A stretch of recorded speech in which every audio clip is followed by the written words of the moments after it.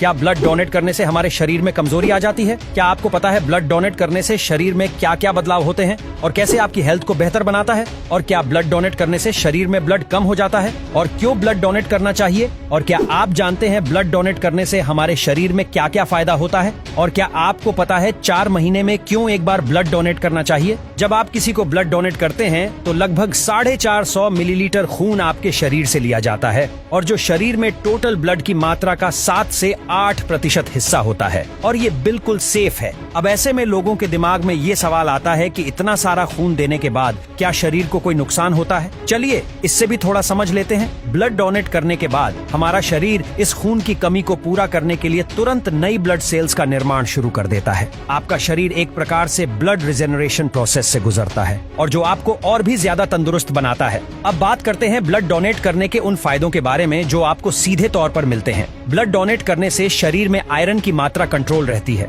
अगर हमारे शरीर में ज्यादा मात्रा में आयरन का जमाव हो जाए तो ये हार्ट डिजीज का कारण बन सकता है और ब्लड डोनेट करने से हमारे हार्ट से जुड़े जोखिम कम हो जाते हैं और हमारा हार्ट यानी कि दिल स्वस्थ रहता है। इसके अलावा जैसे ही आप ब्लड डोनेट करते हैं हमारा शरीर नई रेड ब्लड सेल्स का नीमा काफी तेजी से शुरू कर देता है और जो आपको और भी ताजगी और ऊर्जा देता है। शायद ये आप जानते होंगे कि एक बार ब्लड डोनेट करने से आप लगभग 650 कैलोरी तक चला सकते हैं और ये आपके शरीर के लिए एक हेल्थी तरीके से कैलोरी कम करने का मौका देता है। ब्लड डोनेट करने के बाद आप फिजिकली ही नहीं बल्कि मेंटली भी काफी अच्छा महसूस करते हैं। किसी की जान बचाने का सुखद एहसास आपको गहरी संतुष्टि देता है जिससे आपको काफी अच्छा महसूस होता है। वैसे तो ब्लड डोनेशन एक सेफ प्रोसेस है लेकिन यहाँ कुछ बातों को ध्यान रखना बहुत जरूरी होता है, जैसे कि ब्लड डोनेट करने से पहले और बाद में खूब पानी पीना चाहिए ताकि हमारी बॉडी में लिक्विड की कमी ना हो। इसके अलावा ब्लड डोनेट करने से पहले और बाद में आयरन युक्त खाना जैसे कि हरी पत्तेदार सब्जियां, फल और वगैरह खाना चाहिए क्योंकि ये आपके शरीर के लिए फायदेमंद होगा। साथ ही ब्लड डोनेट करने के बाद थोड़ी देर आराम करना बहुत जरूरी होता है जिससे कि हमारी बॉडी का बैलेंस बना रहे। और आपको बता दें कि 18 से 65 साल की उम्र के लोग हर 3 महीने में ब्लड डोनेट कर सकते हैं और इससे आपके शरीर पर कोई नेगेटिव असर नहीं पड़ता है।